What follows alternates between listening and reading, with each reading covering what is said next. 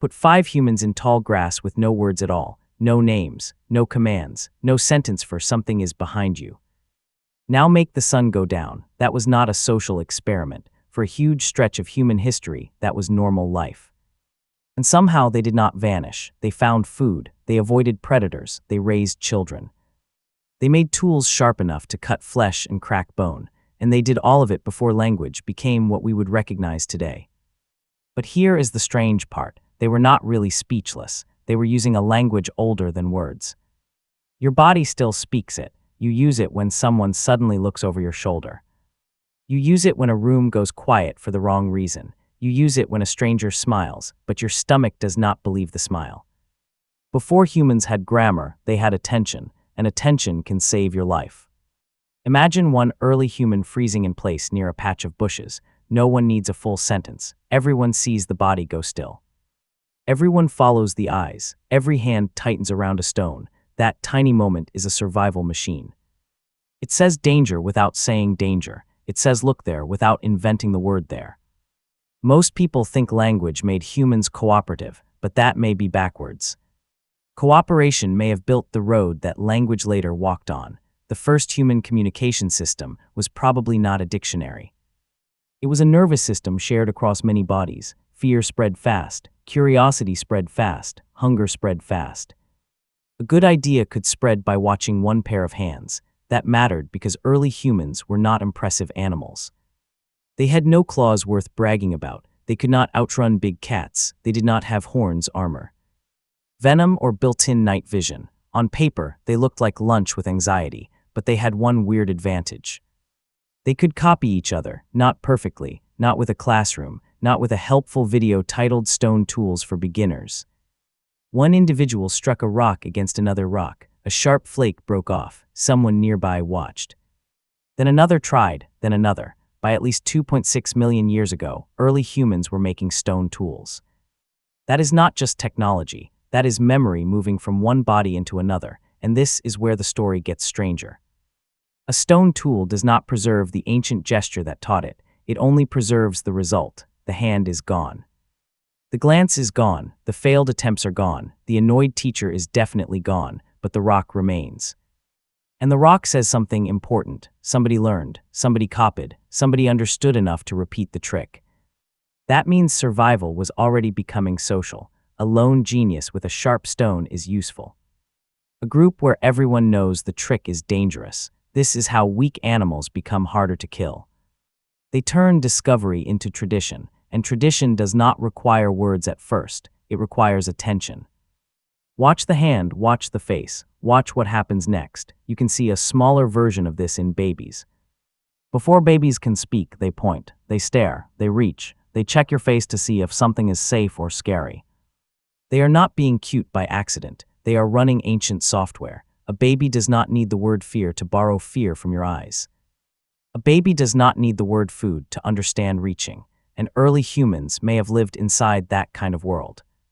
A world where meaning moved through bodies, but gestures alone were not enough, because the grass was tall. The forest was noisy, and sometimes no one was looking, so sound mattered too, not language yet, not poetry. Not tax law, thankfully, but calls, grunts, cries, laughs, gasps, rhythm and tone. A sharp sound could freeze a group. A soft sound could calm a child. A repeated sound could pull attention toward one task. The meaning was not in the word. The meaning was in the situation. Think of someone saying your name in a normal voice. Now think of someone whispering it in the dark. Same sound, completely different body response. Your brain still understands that tone can arrive before meaning. That is old, very old. And then there was the face. The human face is almost suspiciously social. Eyebrows lift. Eyes widen, mouths tighten, heads tilt, shoulders drop. Long before a person could explain trust, their body could leak it. Long before someone could say, I am angry, everyone could see the warning signs. This may be one reason humans became so obsessed with faces. Even today, you can forget a password in 3 seconds. But you can remember the look someone gave you 10 years ago. That look mattered in a wordless world. Faces were not decoration. Faces were weather reports. They told you whether the group was safe. They told you whether you had broken a rule. They told you whether the hunt had failed before anyone made a sound. And this leads to the uncomfortable part. Before language, humans probably had to be much better at reading each other than we are. Modern life lets you hide behind words. You can text "I am fine" while your body is clearly filing a complaint. Ancient humans did not have that luxury. Your posture was public information. Your fear was public information. Your attention was public information. If you panicked at the wrong moment, everyone knew. If you noticed tracks, everyone watched you. If you reached for a weapon, the group changed shape around you. This silent coordination may have been one of the first superpowers. Not strength, not speed, coordination. One human throwing a rock is annoying. 5 humans moving together is a problem.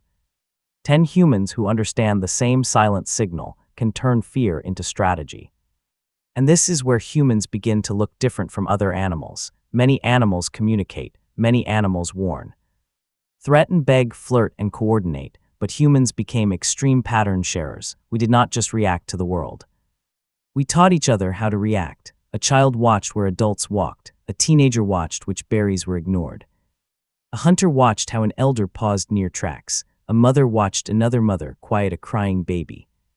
Knowledge did not need a lecture, it needed a scene. The world was the classroom, the body was the chalkboard. But there was still a limit. A gesture can show what is here, a look can show what is happening now. A sound can warn that something is wrong, but what about yesterday? What about tomorrow? What about the waterhole beyond the ridge? What about the animal that is not here yet? That was the wall. Wordless communication is powerful. But it is trapped close to the present. Language shattered that wall. With words, humans could move danger into the future.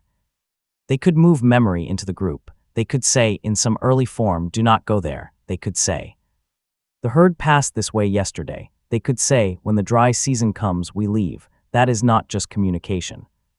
That is time travel inside a skull. But language did not appear from nowhere. It likely grew from older roots. Hands that pointed, faces that warned, sounds that pulled attention, bodies that copied.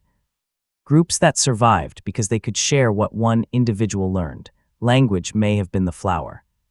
The roots were silent, and you still carry those roots. This is why silence can feel heavy. This is why a glance across a room can mean, "We need to leave." This is why a teacher can calm a class without saying anything. This is why your dog understands your shoes better than your explanation. Your modern brain loves words. But your ancient brain still watches bodies first. It asks one brutal question: what is everyone around me about to do? For early humans, that question was not social awkwardness. It was survival, and maybe that is the real answer. Humans survived before words because they were never truly alone inside their own heads. Their fear was shared. Their attention was shared. Their discoveries were shared. Their children inherited not just genes, but gestures, habits, warnings, and ways of looking. Before language, humans had something less precise but deeply powerful.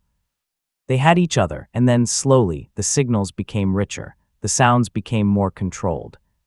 The gestures became more symbolic. The shared moments became stories. At some point, a warning became a word. A memory became a tale. A tool-making gesture became instruction. And the silent animal that survived by watching became the storytelling animal. So the next time someone understands you before you finish speaking, remember this: that is not magic. That is not just empathy. That may be a 2-million-year-old survival system still blinking inside modern life. Words made us powerful, but before words, we had to learn the harder thing. We had to learn how to see each other. And if every word disappeared tomorrow, how long do you think modern humans would last?